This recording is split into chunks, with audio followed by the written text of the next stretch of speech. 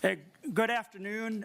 We are running a little bit behind due to the floor schedule, so we're going, as the other members make their way to the committee, apologize, but we're going to start with the presentation. First item on the agenda. And I guess I should say this is the Transportation Finance Policy Committee, February 25th, 2026. First, I'll call the meeting to order. We'll review the minutes, Chair Tapke, as more members come in. We're going to start with a presentation from MnDOT on the cost participation policy. And this is a result of a lot of discussion that we had in committee and with some work from members behind the scenes with MnDOT. With us is Phil Schaffner, MnDOT Office of Transportation Systems Management Director.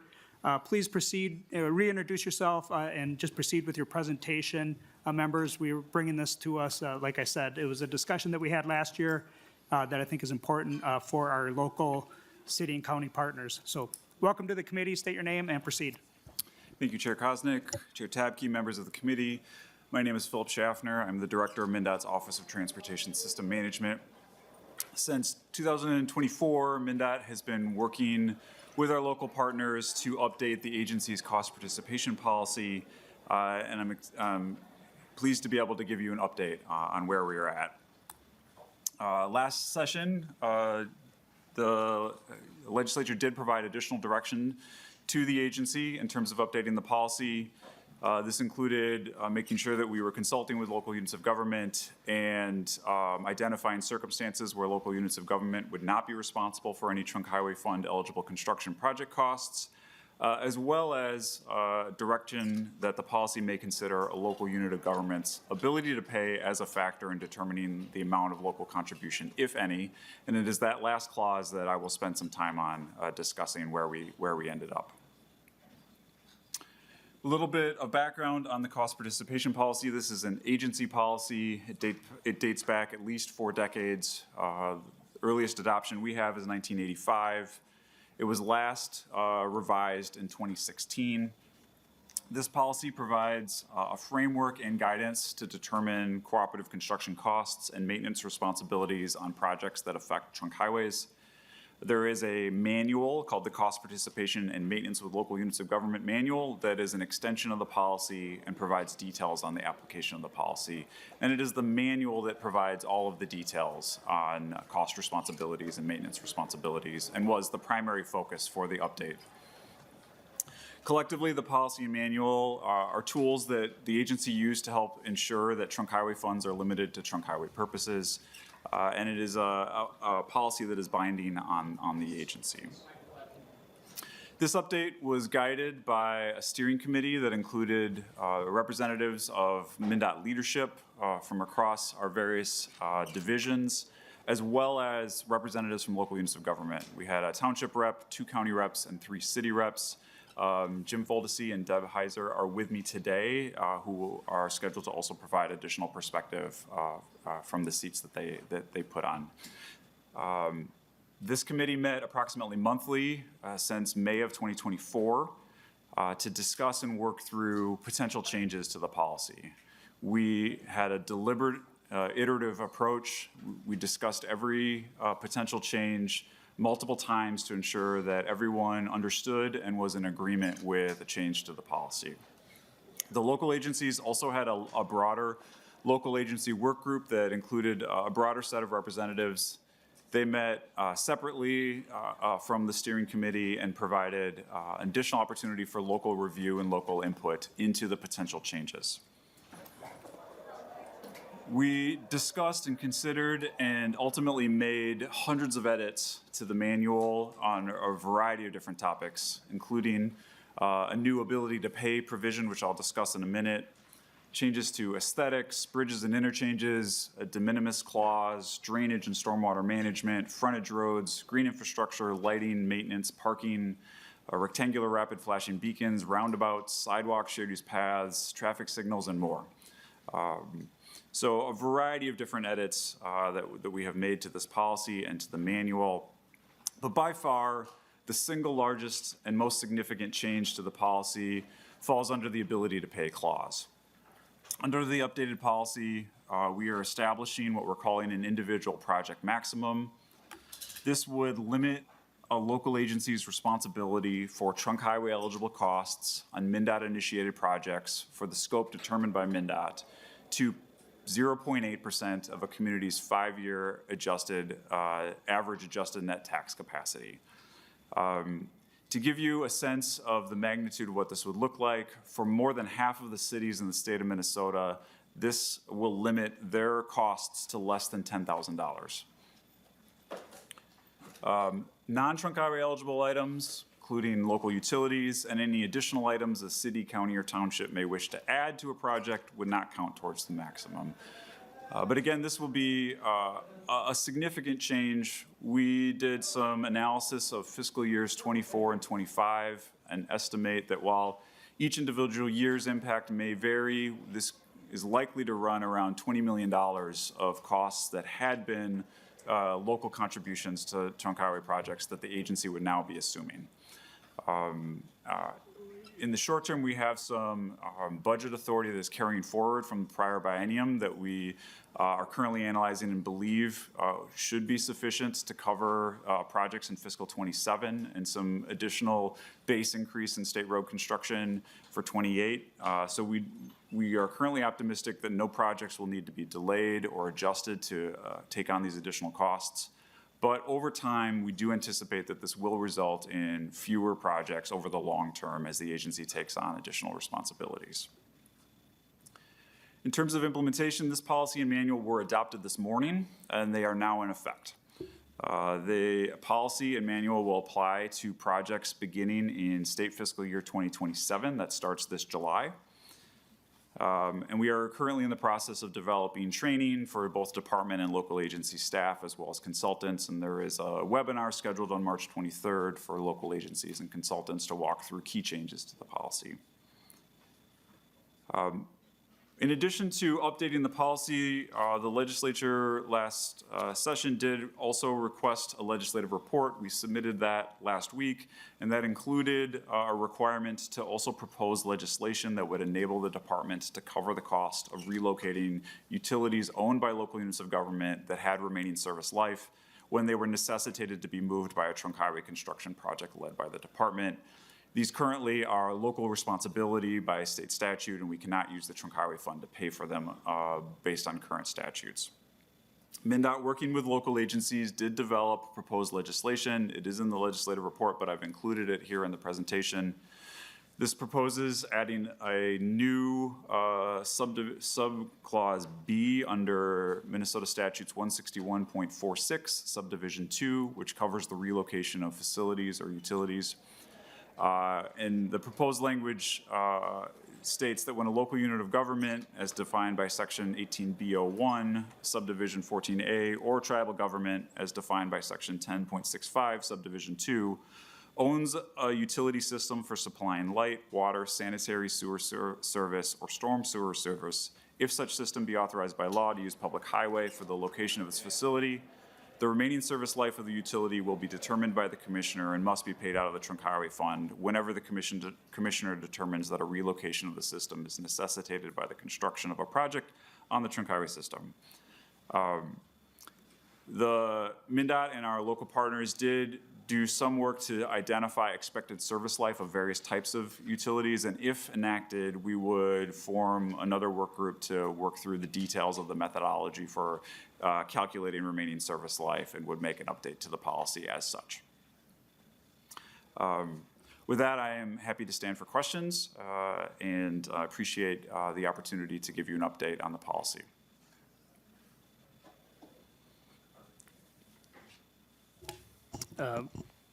Apologize for that. Somebody was. I apologize. The other chair was talking to me.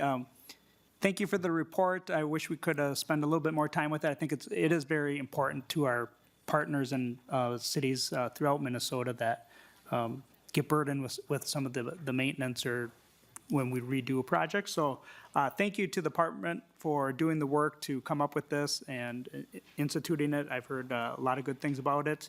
Members, if you have questions, we're not going to be able to take them today because we got a late start. but you can contact the department or work through me, and maybe we can find some other time if we need some more discussion. But I would like to thank Representative Burkle, who had the bill last year. We had some good discussion on it and led to this outcome, as well as Senator Jasinski did a lot of work in the other body to advocate for this as well. So appreciate your time. I think, if I understood what was going on before the other chair distracted me, you'd made your closing comments.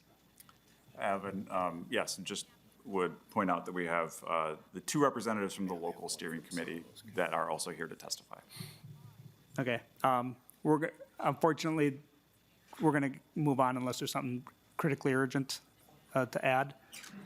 That's just the way the fluid nature of the legislature. Representative Franson, don't go far. That's the way the fluid nature of our schedule goes. So we're going to move on to our next bill. Thank you very much to the department and Mr. Schaffner. Members and the public, we've got a few bills today. We're going to start with Representative Franson, House File 3131. Then we'll go to Representative Allen, Representative Stier's bill, and Representative Joy's bill, I believe, as we have time. Chair Tabke, now that there is now a quorum present, you've had an opportunity to review the minutes. Did you want to make some comments on it and make the motion to approve them?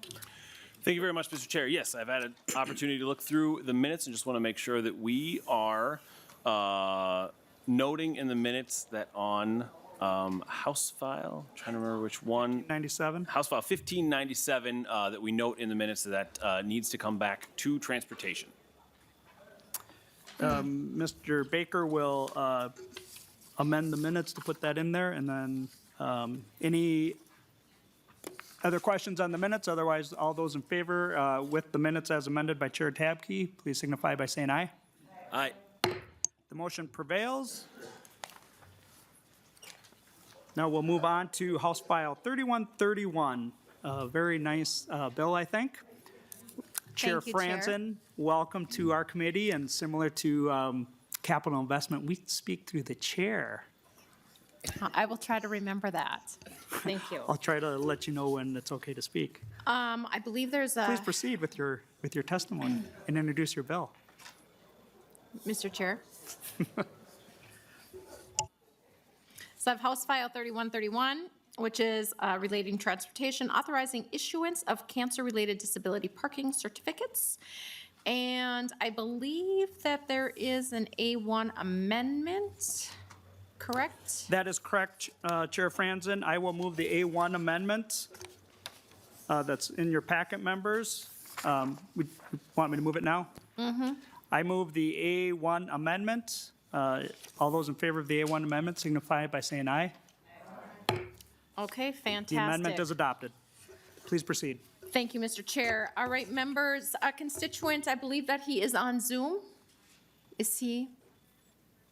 Mr. Marble? Yes. Okay, so Mr. Bill Nyberg, it is his bill. He is from Miltona area. And he had emailed me a while ago, holy Hannah, my eyes are not as good as they once were. And he has a form of cancer, and the clinic, the doctor did not want to write him a note for a disability certificate because she was afraid that his issues did not line up specifically with statute. So that is why he came to me to bring forward legislation. But instead of me telling his story, I will let him do his job. Thank you, Chair Franson. Mr. Nyberg, if you can hear us, sometimes there is a delay, but please proceed by introducing yourself and then proceed with your testimony. Hi, I hope you can hear me. Are you? Hi, Bill. We can. Please proceed. Okay. My name is Bill Nyberg. I'm 32 years old and I have brain cancer. Mary said I'm from Miltona, rural Minnesota. I support this change to allow people with cancer. My doctor said that in the current wording, you have to have like specific sorry, I stress in that I have brain cancer. It doesn't word right, so she might be liable if she would approve that. So personally, I struggle with chronic fatigue and loss of coordination, brain fog due to the cancer, and it's hard to overcome sometimes. And if you look at symptoms, it would allow, I believe, if I understood it correctly. I'm trying to read off of my paper too, which is hard to do. For example, why this would be important is not just going to the grocery store to be close to the door, but when you go to like events, to be able to park closer at a fair and not have to walk so far, or when you're going camping, to be able to reserve spots that are reserved for handicapped individuals that are closer to the bathroom, because people with cancer can have embarrassing situations if they're not close enough. Another consideration is going to some events in rural Minnesota, maybe not like the state fair where you can get a scooter. You have to bring your own device, and a lot of times in rural Minnesota we have to bring an ATV or a golf cart. And due to insurance and liability because of accidents that have happened, we now have to prove that we have a disability. One of those things that they require at events now is like a handicap parking permit, like you hang on your mirror and that has to be approved by the doctor through the DMV, which is what I'm trying to speak on.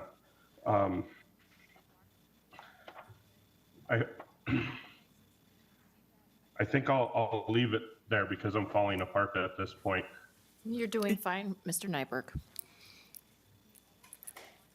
Thank you, Mr. Nyberg. You're doing great. I appreciate your testimony and sharing that experience. I think this is a really nice bill that you brought forward to your representative, and she has it before the committee. Members, do you have any questions on the bill? Chair Franson, would you like to wrap up your bill, please? I want to thank the committee for allowing myself and Mr. Nyberg to advocate for House File 31. I think it's 31. Yeah, 3131. Yeah, you. great job. Members, we will move this bill. I will move the bill to the general register. All those in favor say aye. Aye. All those opposed? The bill is on its way to the general register. Thank you, Mr. Nyberg. Thank you, Chair Franson. Thank you. Members, have fun. I'm so sorry I did not bring any treats. I kind of forgot. So next time. Next, we'll move to House File 3436, Representative Allen. It's going to be a tough act to follow.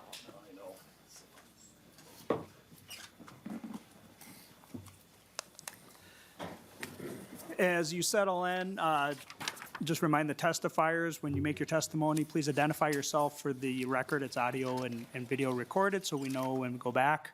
And then, Ms. Representative Allen, I know this isn't your first time in the committee, but please proceed with introducing your bill. Thank you, Mr. Chair, Chair Kosnick, Chair Tabke, and members. I'm here to present HF 3436. This is a bill about one thing: protecting children. Every morning across Minnesota in rural townships, small towns, and busy suburban roads, children step off a bus into traffic. They must trust when those red lights flash, the vehicles around them will stop. Current law references both flashing red lights and extended stop arm. The bill I present, this bill clarifies something that should already be obvious, that when the red lights are flashing, you're supposed to stop, period. We should not have to have ambiguity when it comes to the safety of our children. This legislation removes unnecessary technical language and makes enforcement clear. It ensures that drivers cannot argue about whether a stop arm is fully extended or not. The visual signal that matters the most is the flashing red lights. It triggers the obligation to stop. Members, this bill isn't merely about punishments, it's about clarity. It's about prevention, and it's about enforcing a simple rule that every Minnesotan understands. When the red lights flash on a school bus, you must stop. Our children should never have to be placed at risk because of confusion in statute. And we have, at this point in time, we have an immediate effective date that's set on this particular change. We have an agreement currently with the Senate that this bill should pass as a standalone and as quickly as possible so our students in school are safe right now. This bill is essential in passing quickly. The other body's Transportation Committee in the Senate unanimously passed the bill as of Monday afternoon as it stands as a standalone. Hopefully the House can beat them to the punch on this one. So with that, I will turn it over to my testifiers to speak more to the bill.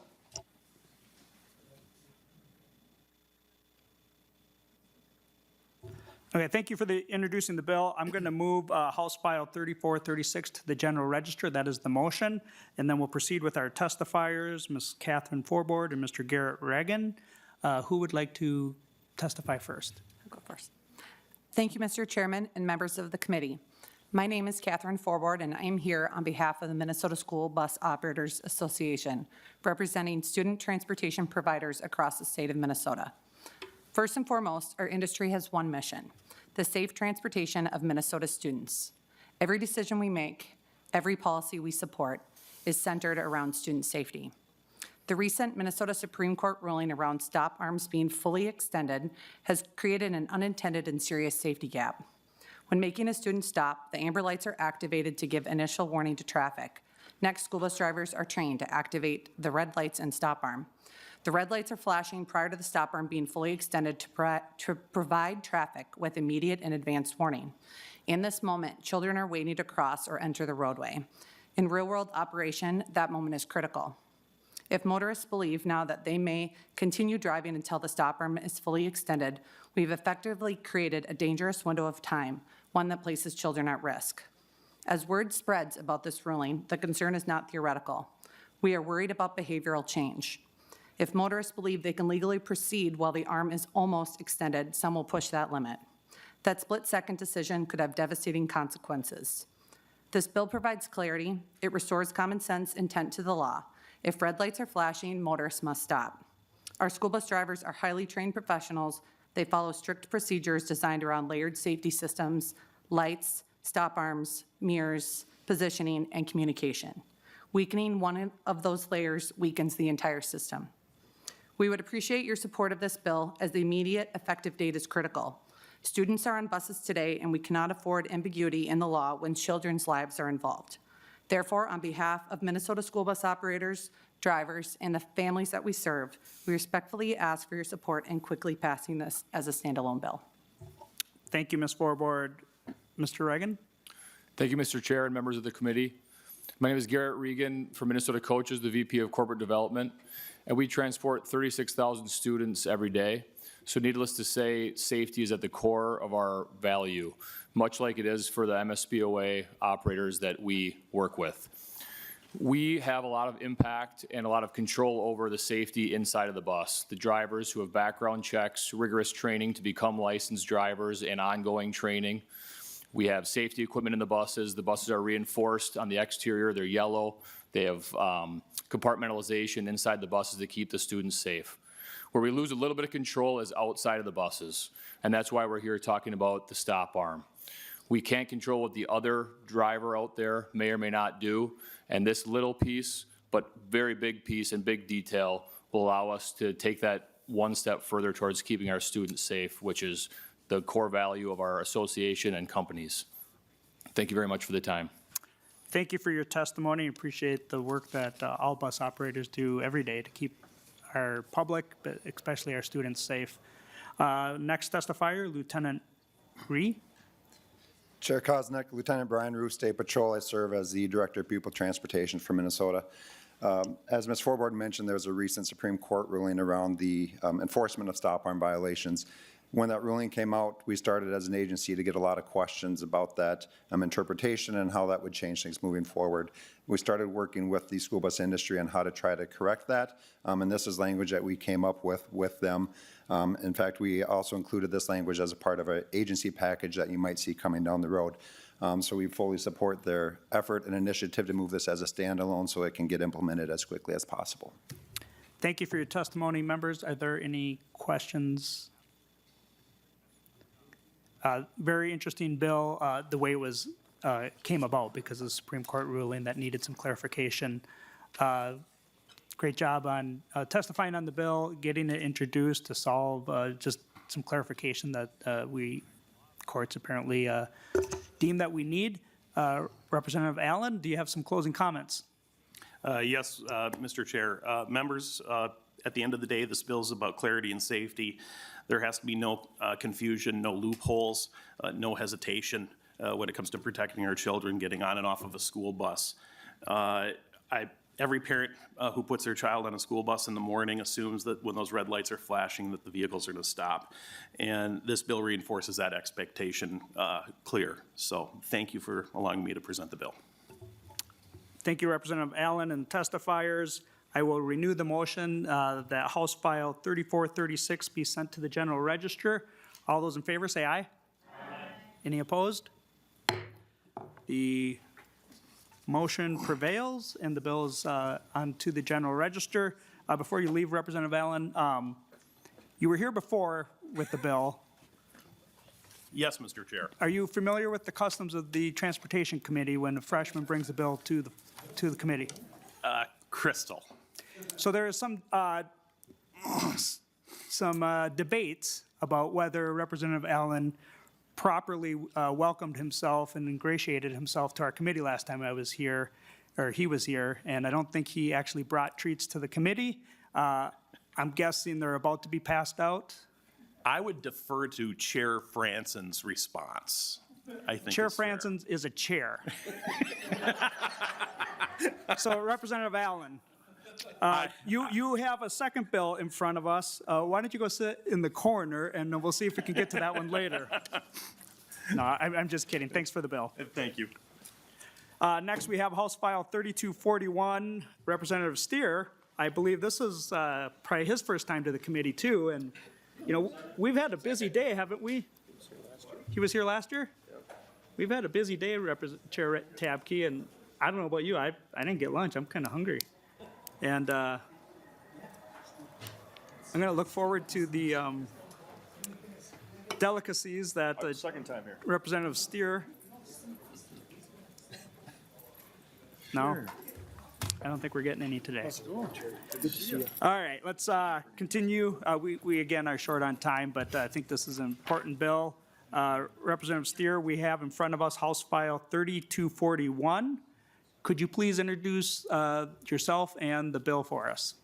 Thank you, Mr. Chair. House File 3241 is a traffic safety bill.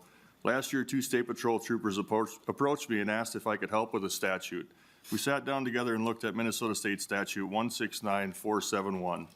Under Subdivision 1, the current language says television screen. Both troopers reported issuing citations to motorists who were watching a movie on their navigation screen while driving.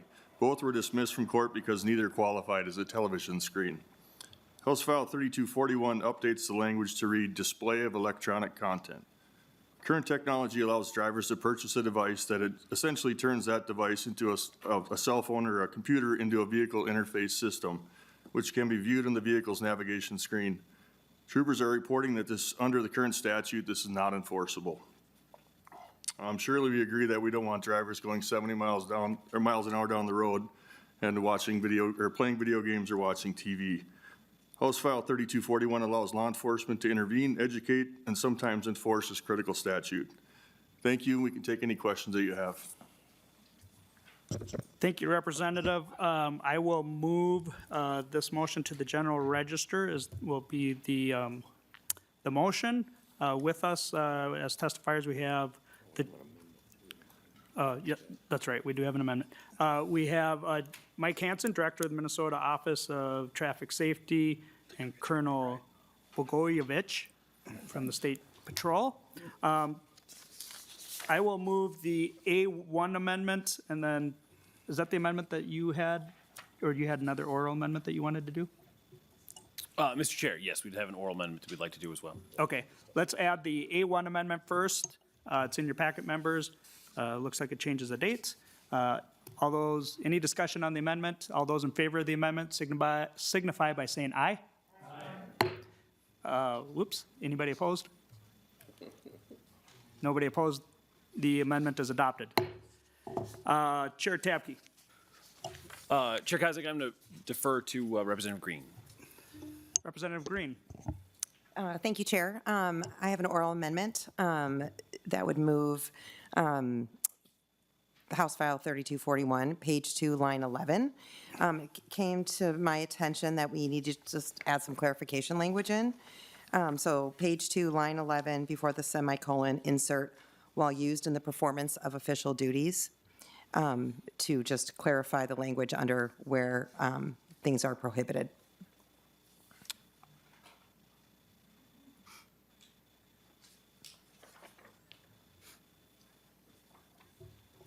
Does anybody have questions on that oral amendment? And I will note also, it's not in our rules to do that, but the chairs have agreed. I believe the author is supportive, and so we're going to suspend with our traditional committee rules and entertain this amendment. Does anybody have questions on it? Mr. Burris, do you want to clarify, as long as we're kind of moving on the fly, what the wording of the amendment, and then any clarification or for the committee of the impact of it? Mr. Chair and members, so the oral amendment would be page 2, line 11. Before the semicolon, insert while used in the performance of official duties.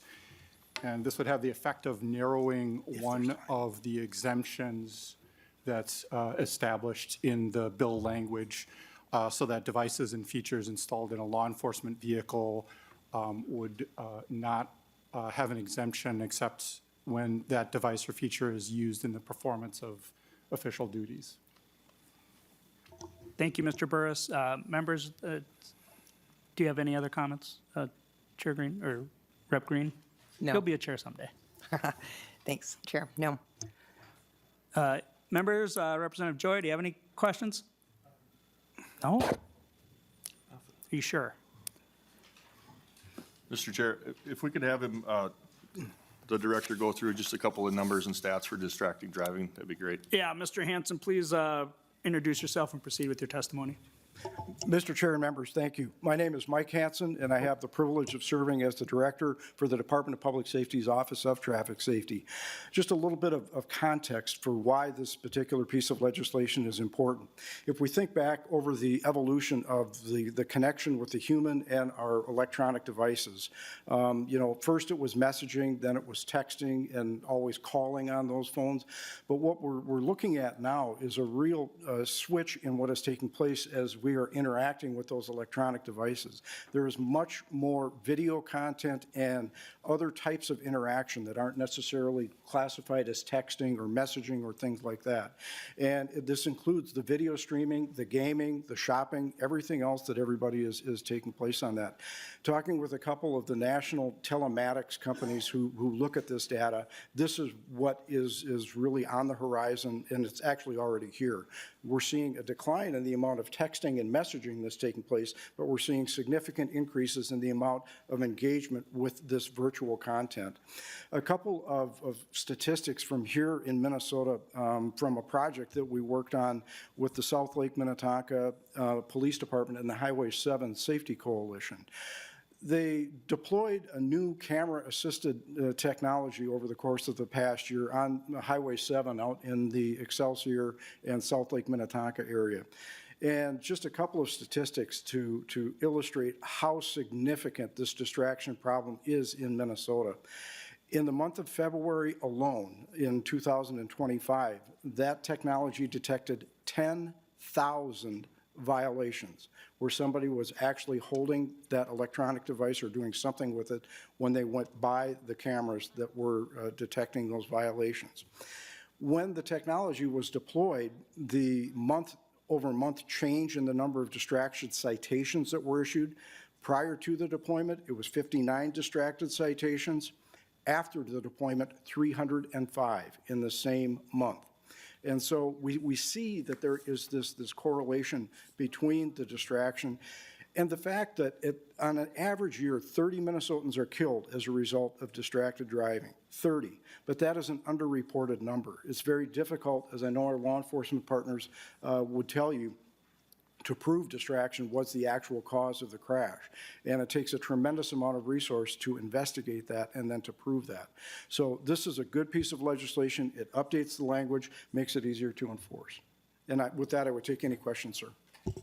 Thank you, Mr. Hanson, and members, I went out of order a little bit. There was a motion to, we had the oral amendments. Members didn't have any questions. If you have any questions, I don't see any. I will move to adopt the oral amendment as was stated and offered by Representative Green and clarified for the committee by Mr. Burris. All those in favor of adopting that oral amendment signify by saying aye. Aye. Any opposed? The oral amendment is adopted. Okay, back on track. We're going to go to the Colonel and then a couple member questions. Welcome to the committee for the first time in 2026, Colonel. Thank you, Mr. Chair, members of the committee. Representative Stier pointed out this really just takes the antiquated language of television and expands it to what's in front of drivers today. It allows law enforcement then to issue a citation, educate on that, but also the final piece of being able to prosecute that successfully, again, to ensure that those behaviors that lead to those crashes can be addressed. Thank you. Thank you, Colonel. Appreciate your testimony and time here today. We have 3 members on the list, Joy, Spencer Murrah, and Scraba. Representative Joy. Thank you, Mr. Chair. Representative Stier, you know, I see it says on line 1.18, it says wearable devices. Is that referring to also these new AI glasses that people wear that show text messages, emails, all that? Is that going to cover that too? Because with the new, you can get prescription glasses that actually will Bluetooth to your phone and play whatever you want on there, so. I'll defer to the Representative experts Stier. on this one. Mr. Hanson? Mr. Chair and Representative Joy, members, in my opinion, reading that particular part of the language, I would agree that that would be covered. Any type of video dynamic engagement by the driver would be covered in that language. Representative Joy? Thank you, sir. That is it. Representative Spencer Murrah? Thank you, Mr. Chair. I actually just had a question for Mr. Hanson. So can you talked a little bit about the distracted driving pilot, and I'm not super familiar. So, or I guess, is that a pilot? Can you just describe a little bit more? Is that something we put into legislation, or, you know, how do they have the authority to do that pilot? I guess I wasn't aware that people were actually getting citations from it. So can you just explain a little bit about what that looks like, how they have the authority to do that? And then also, is that something that could be done in other parts of the state? Thank you. Mr. Hanson? Thank you, Mr. Chair and representatives. A good question. The project that we did with the Highway 7 Safety Coalition, it was simply camera-assisted enforcement. And this is important because we can utilize this technology in an area where traditional enforcement is very difficult, if not impossible. So simply put, a camera is placed where it can observe traffic, and that camera then broadcasts in real live time to the officer's laptop. The officer is stationed downstream from where the camera is. So as the camera picks up the violation, notifies the officer can observe the violation on their laptop, then makes the traffic stop, and then takes whatever enforcement action they deem is appropriate. And so it's camera assisted. It's not like a speed safety camera or something like that where it's simply recording the license plate number or anything like that. And so from everything that I was aware of, there have been no challenges to the methodology in court, and it's held up very, very well. Any follow-up?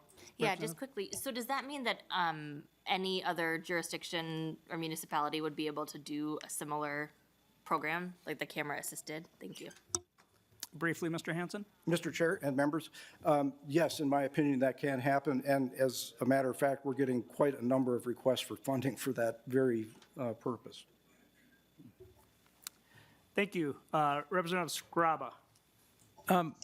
First, I want to thank you for getting ahead of this before more of these devices are sold to vehicles to transfer the large. I drive a Lincoln, and it has a big screen. The new one has a screen all the way around the front. It's a wraparound, and it's pretty nice. I mean, I drove one time, and I'm like, wow, this is nice. You don't have to look through your wheel to see the speed and everything. But if that were to turn into a video screen, it's already hard enough driving. I couldn't imagine this. So I applaud you for doing that. Is there any way, like when you try to run your phone to change something, there's an electronic block that doesn't let me do anything on this or my screen till I stop? Is there any way to write code to this stuff to stop them from doing that? Or is this the easiest way to enforce what you're trying to do? Thank you. Representative Stier? Yeah, I Hanson? think, sorry, that would be great if we could do that, but we would have a lot of pushback, and people need to call 911, so there'd have to be features that were disabled or enabled to do it. Again, it's a great idea. We would like that nobody could use their cell phone while they're driving, hands-free, we have that out there now, but limiting the ability for that phone to work, I'm not sure. I'm not a cell phone technology guy. Representative Murphy? Thank you, Mr. Chair. Thank you, guys. Thank you, Representative Stier, for this.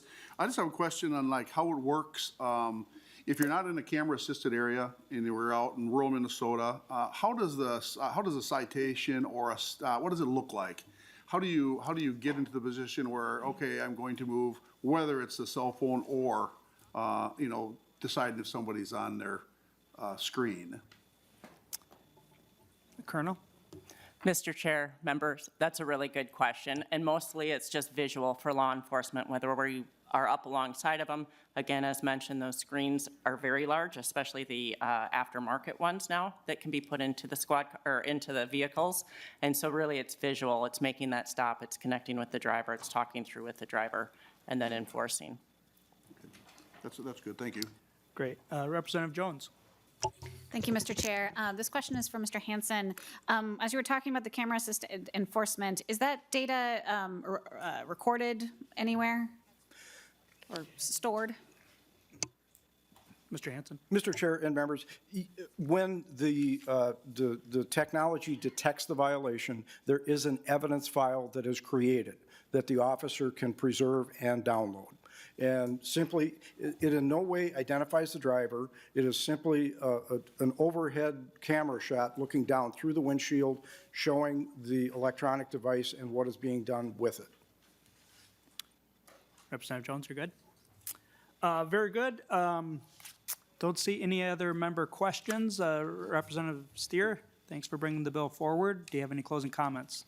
Yeah, I appreciate your support on this bill. Your yes vote will make Minnesota roadways a safer place for everyone. That's a very concise close. Good job. Members, I will renew the motion, House File 3241 as amended, be referred to the General Register. All those in favor say aye. Aye. Any opposed? The motion prevails. Good job, man. Thank you. Representative Joy, get your team up there.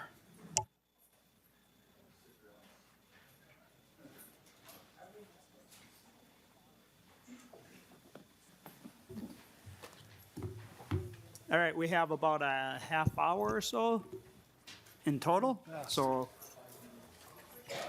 brevity is always appreciated.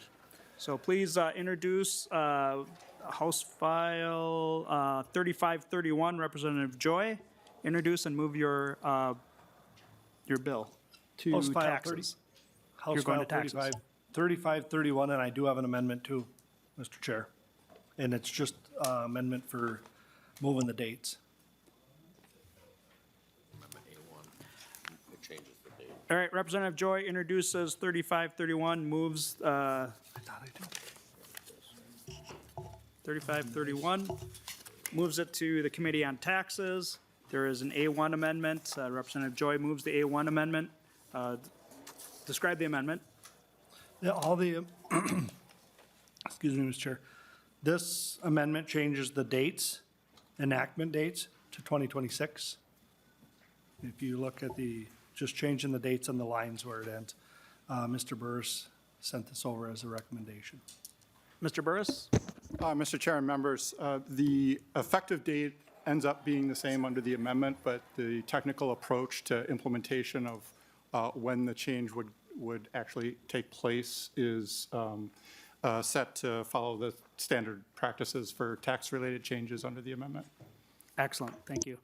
Members, do you have any questions on the A1 amendment? All those in favor of the A1 amendment signify by saying aye. Any opposed? The A1 amendment is adopted. Oral amendment too, or no? No. All right, Representative Joy, your bill is in the shape that you wanted it. Please describe the bill. Thank you, Mr. Chair. With me today, I have Dallas Fisher from the Fueling Minnesota to talk about this bill. This is a fix-it bill. We heard similar bills like this last year, exempting the delivery fee for propane, for bulk fuels. And now you can see it's for diesel exhaust fluid and fuel lubricants.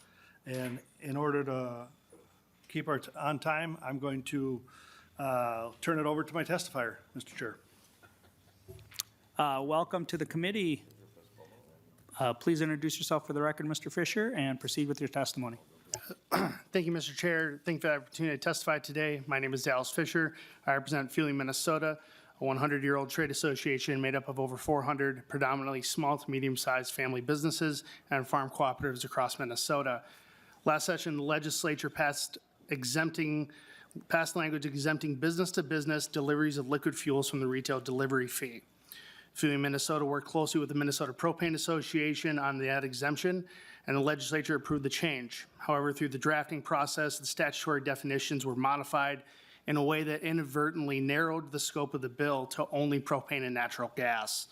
House File 3531 restores the original legislative intent of last year's bill.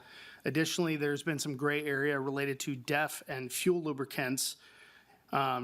Neither is currently defined in Minnesota statute. This has created an unintended gray area for our members in how the retail delivery fee applies.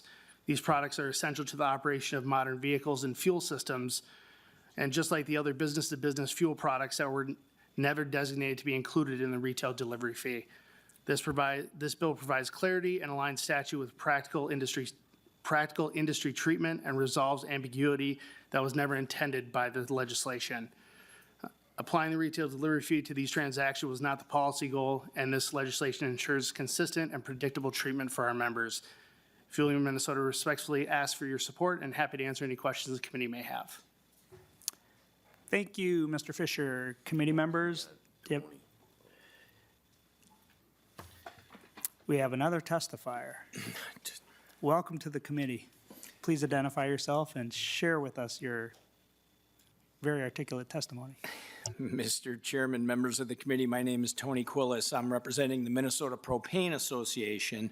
Dave Wager, who is the executive director of the Propane Association, sends his apologies, but their annual board meeting is today. But Mr. Chairman, thank you to you, Chair Tapke, Representative Joy for bringing this issue forward, Representative Cagle for her constructive conversations that we've had with her, Representative Olson for carrying this bill last year, but happy to lend our support to House File 3531 as it moves through the process, Mr. Chairman. Thank you, I appreciate that. Members, do we have any questions? Questions why Representative Olson's bill didn't, no, just kidding. Chair Tapke. Thank you, Chair Koznick.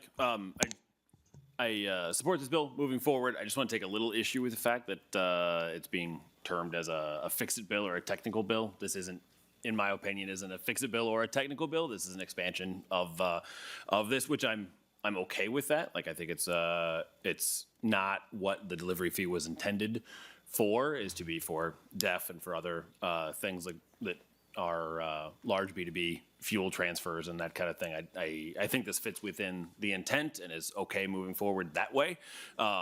I just don't want everything that wants to be an exemption to delivery fee to come forward and say it's a fix-it bill or a technical bill or anything like that in the future, Representative Joy. And so just making sure that we're all very clear that this is not fix-it or technical. This is a substantive expansion of exemptions to the delivery fee. And I think this is not what the bill was intended for in the original time. And so I'm okay with this moving forward. Thank you for those comments, Chair Tapke. Any other members? When the bill gets referred to taxes, they will do a revenue note on it and address that part at that point. Representative Joy, do you want to renew your motion? Or first, Chair Cagle has some comments. Go ahead. Thank you, Mr. Chair. I just want to say I support this as the original author of the delivery fee and want to really thank Representative Joy for coming and talking to me about this yesterday and open up new avenues where we can work together. So really appreciate that. So thank you very much. There is joy in the Transportation Committee. We have the bill as amended. Do you have any closing comments, Thank you, Representative? Chair Koznick. Thank you, Transportation Committee, for letting me have this expansion of the delivery fee. And I encourage a yes vote to move it on. Thank you.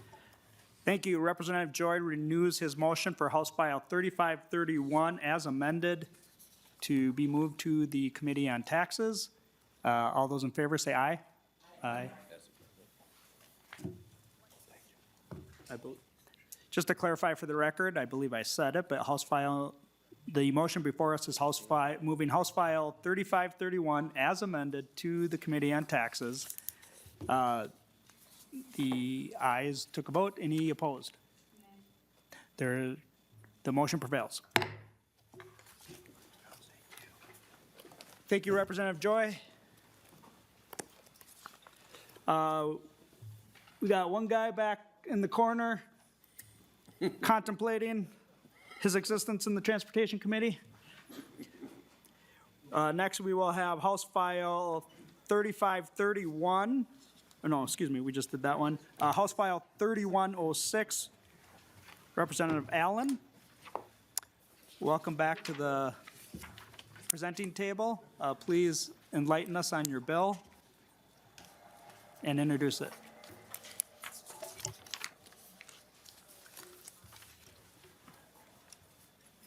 Thank you, Mr. Chair, Chair Koznick, Chair Tapke.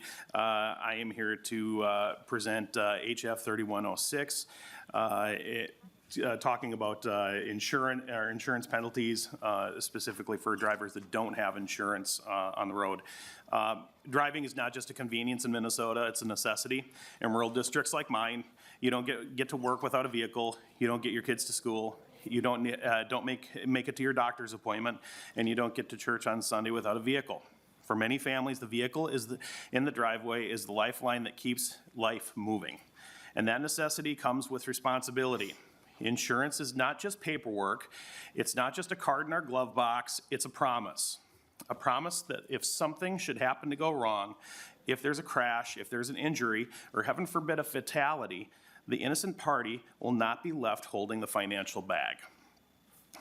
Insurance is not, this bill recognizes that driving without insurance isn't just a minor regulatory violation. It exposes other Minnesotans to serious financial and personal harm.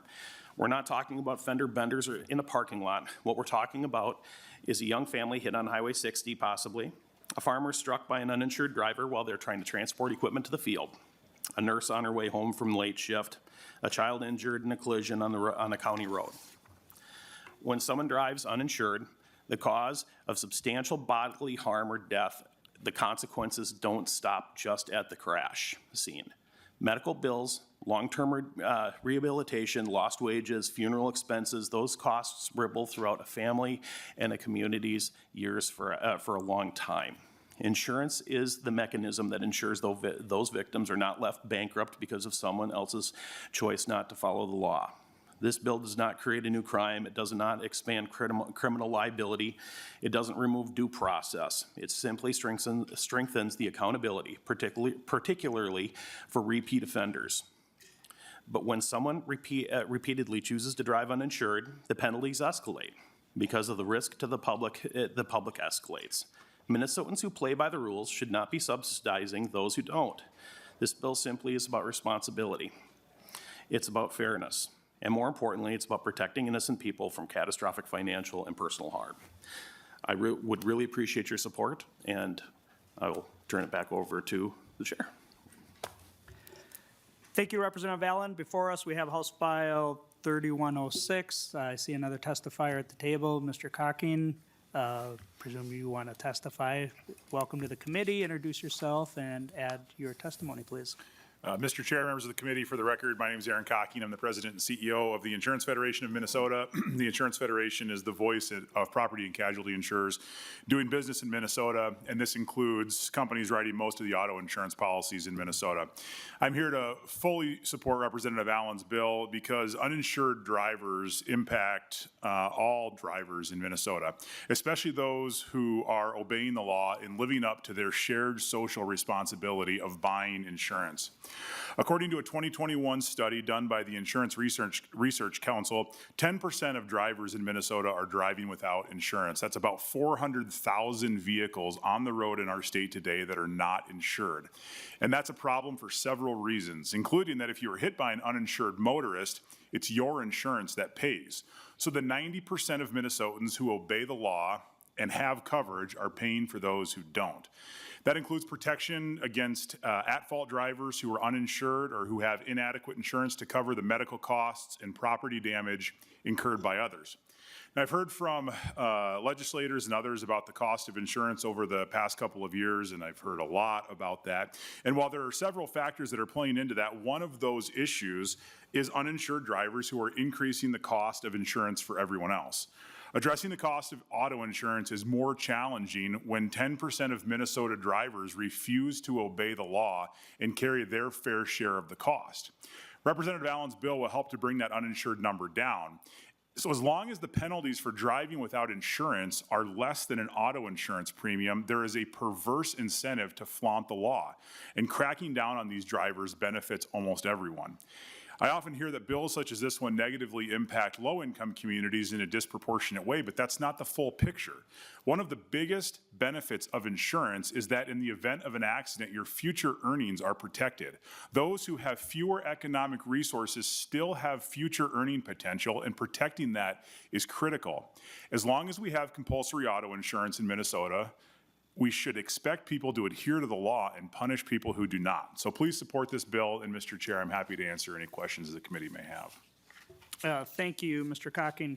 I heard you say that there's 10% of the population is uninsured. What was, you gave an actual amount of, how many does that equate to drivers? Mr. Chair, that number, 10%, is roughly 400,000 vehicles. 400,000 vehicles, Well, just in Minnesota. just in Minnesota. Okay, thank you. Representative Chair Cagle. Thank you, Mr. Chair. And Mr. Cocking, sorry to be picking on you today, both the newcomers and here today. But you and I have worked on this issue together in the past. Do you think if somebody can't afford insurance, they're going to be able to pay this fine? Mr. Cocking. Mr. Chair, Representative Cagle, I think that one of the challenges we have is that part of the cost of owning a vehicle not only is the cost of the vehicle itself, but it's everything that goes along with it. Insurance, maintenance, fuel, whatever that might be. And I think we get to the point where if we think that we can discount some of these costs, that suddenly we can afford to own a vehicle. And I think that becomes a challenge. I don't know a better way of getting at, incentivizing people or telling them that they have to have insurance. I mean, people can't, if you can't pay the fine, you're going to buy insurance. Is it cheaper to get a fine for not having insurance that's $200 as opposed to paying the insurance premium? I think that's why we need to raise the penalties, is so that we want people to have insurance. Insurance is beneficial for so many reasons, and we want these people to be protected and to have that coverage. And I think that's imperative, that insurance doesn't just exist so that when you get pulled over, you don't get a ticket for having it. There's innumerable benefits that come along with having insurance, and I think telling people, well, you don't really need it because you can't afford the fine. I'm not sure we necessarily would agree with that. Chair Cagle. Thank you, Mr. Chair. Well, to me, this bill just seems like we're going to try and keep people in poverty. And, we've done a lot of work on fines and fees to make sure that people can actually, get to work with their cars and things like that. And so this, I feel, is punitive, and it's not going to solve any problems because we already have people who can't afford to pay the insurance. And so if we really want to stop people from driving without insurance, we should be supporting Representative Holland's bill for a low-cost insurance pool. And, you know, I stated this earlier in Commerce today, but, you know, we see these insurance companies making record profits. Allstate, I think, here, what was it? I have it in my notes here, but one of the ones that provides mostly homeowners insurance, I believe it was Allstate, had a $2.9 billion profit this year. And so this doesn't seem to me like the answer that would stop people from driving without insurance. Because when you are weighing the options of feeding your family, getting your kids to school, and getting to that job, when we don't have a robust transit system like we do in, like a lot of cities do, people rely on those vehicles. And if we were to prevent them from driving without insurance in the first place by offering more low-cost insurance to people, that would solve the problem. And so by just fining people to death, we're not going to get any results to this. And I would request a roll call on this one, Mr. Chair. Mr. Chair? 1 second here. The bill is just in front of us. We tend to just lay it over, but if you want to move it someplace, you can, no problem. I don't think there was a question, but Mr. Cockin?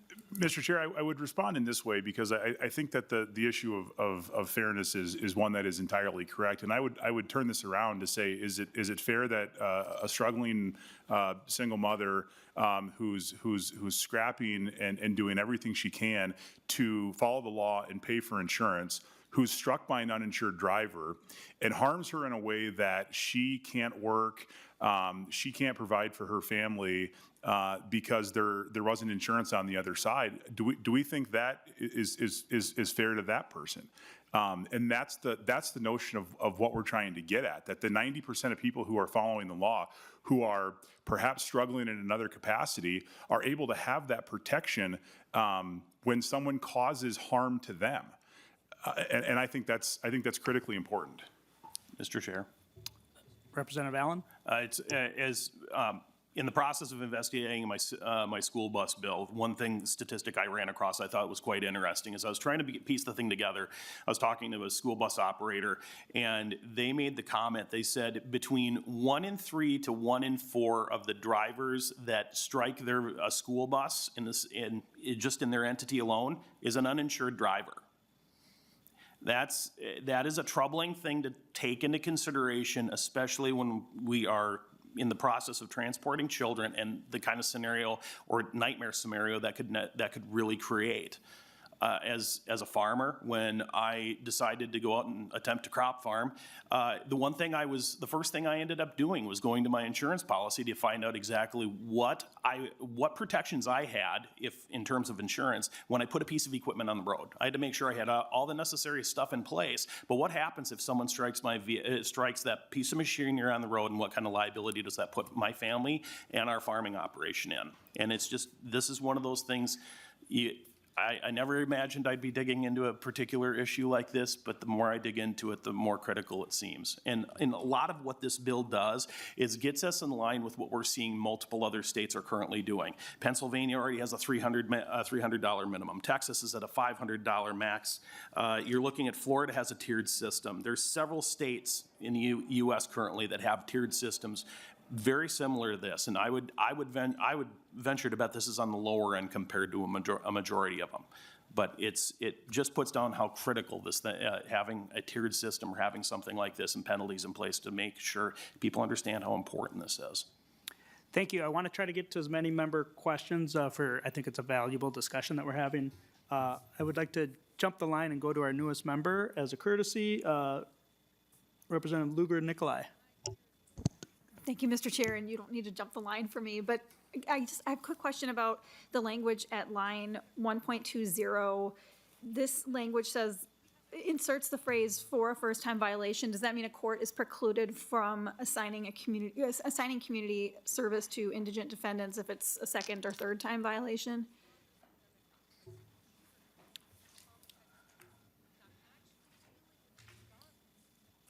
Whoever would like to take that. And that, Mr. Chair. Representative Allen. And that was one of those concessions that we ended up inserting into the bill in order to be able to allow people, if they want to do community service, to be able to offset, they have the capability of doing such a thing. Thank you. Mr. Follow-up? Yeah, sorry, Mr. Chair, they already could impose that, right, under the existing language, because this is an insertion? Okay, so if an individual is indigent and it is their second time violation, we can neither extract money from them nor assign a community service punishment? Representative Allen? Yes, I'm sorry. Luker Nicolai, you got it. Thank you, Representative. Yes, it would be an either or in that particular case. In a second time, sorry, Mr. Chair. We'll allow you one more follow-up. Go Okay. ahead. Yeah, it wouldn't be an either or, right? If they can no longer assign community service, it's just the fine and a person can't pay, so then we're getting nothing, right? Yes. Okay, well, that seems suboptimal. Yeah. Representative Olson. Thank you, we Mr. have Chair. About 5 or 7 minutes. I won't need 7 minutes, Mr. Chair. Real quick, I like a lot of this bill, and then I don't like some of this bill. So the second part, where we're talking about holding bad actors accountable for their own actions, choosing to neglect your insurance multiple times tells me that you have a habit of doing this. You're doing the wrong thing. You're making those choices. The first part where we're raising your first-time offense, that has me concerned. I think that we're not showing grace upon people. And just to give you a little bit of a personal story, first, my father-in-law just got hit by an uninsured driver, and then he had to pay the $2,000 deposit of his own. And that's really wrong, especially when it was a Jeep Wrangler that cost $65,000 that hit him. So if someone owns a $65,000 Jeep Wrangler, logic says they could maybe buy their insurance, okay? But that being said, most of you know that last year, as soon as session ended, I went off and I found myself in a really warm place in the desert. But before I left on deployment with the United States Army, I tried to take care of everything. I paid my taxes, made sure that my property taxes were covered for the fall portion of the year, knowing I wasn't going to be there. I tried to take care of everything so my wife only had to worry about taking care of our children. Well, there was one thing that I forgot, and that was to extend my auto insurance. I forgot to pay that because I was dealing with everything else that I think you can all agree I had a lot that I was working with. And so my insurance guy called my wife the day it expired and said, I hope you're not driving right now. She was in fact driving when that call came in that she was not an insured driver well in a vehicle. And I think that maybe it's an extenuating circumstance. Maybe I'm the only human being who found themselves in a position where they forgot to pay their vehicle insurance, but I don't think that's the case. And so I think that we need to look at balancing holding bad actors accountable, people who are doing this habitually, who are making this a habit, who are doing dangerous things and hurting people out of their own negligence and their own desire of not caring for other human beings. Rest assured that as soon as my insurance guy called my wife immediately found herself safely home, didn't drive her vehicle until we were able to pay our vehicle insurance, and we are now insured drivers again. But that's a serious concern of mine, and I think that if we can balance grace with holding bad actors accountable, I think that's where we win. Thank you, Representative Olson. Okay, we've got, we're gonna, Representative Kraft, Jones, and then, Murphy and Tabke.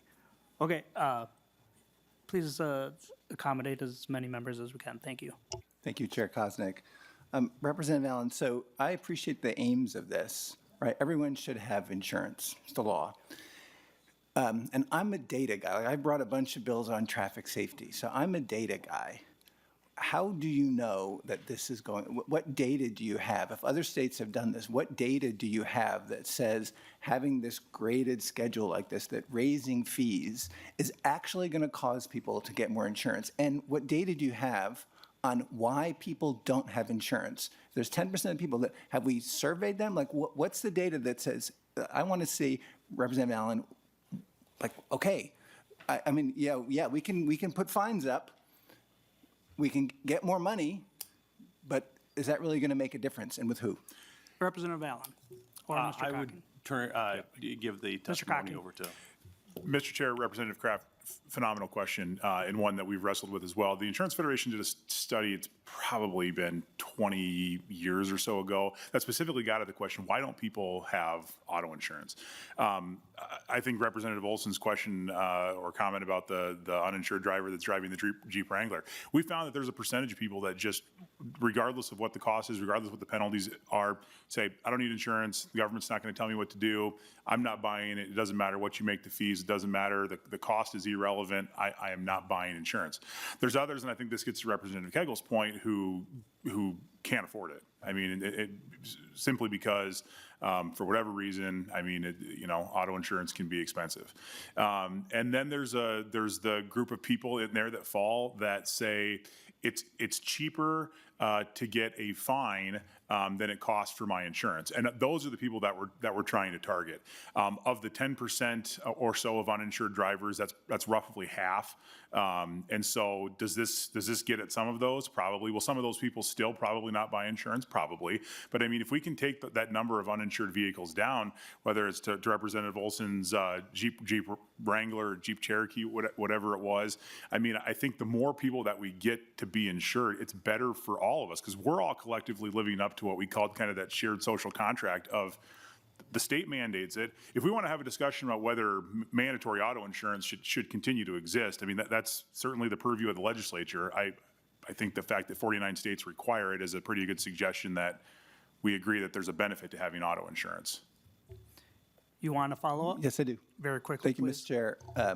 Representative and Mr. Cocking. So the challenge, everyone should have insurance. I said I was there, right? Yes. But you just said of that 10%, there's like 3 chunks of people. And this policy will improve the performance in one of those chunks and actually is going to make it worse in one of the other chunks, people that can't afford insurance. You can say, but if you can't afford it and you're raising the prices on it to, I don't know. So like, I think I'm interested in this, but I think you're not telling me like what are those sizes of folks. So I think we should just, I'd love to see more work on actually addressing the behaviors in those 3 chunks. Thanks. Thank you, Representative Kraft. I apologize to Representative Murphy. If you don't mind, defer to Chair Tabke for the closing comments before we adjourn. Thank you very much, Mr. Chair. I just want to say thank you very much for the good discussion on things here today. I want to make sure to tie this back to safety and traffic safety. You mentioned that 1 in 3 or 1 in 4 those accidents that happen with buses are uninsured drivers, but we need to make sure that those accidents aren't happening, that we're getting folks who are reckless drivers, folks who are not, should not be on the road, off the road, and so focusing on things like Representative Spencer-Mira's speed cameras for reckless driving and for running red lights, and getting those folks who shouldn't be driving and can't be trusted to be driving off the road wherever possible. So I just appreciate the conversation today and focusing on safety. Thank you, Chair Tapke, and Representative Jones, you were on the list as well, and unfortunately, Representative Jones and Representative Murphy got skipped. We're laying the bill over. If you have suggestions, want to bring the bill back to improve it, if that's your point. Otherwise, just work with Representative Allen and Mr. Cocking to answer your questions. Members, thank you for your help in the time management today with delayed start. Appreciate the discussion and the movement of the bills. We will see you on Monday, March 2nd. This meeting is adjourned.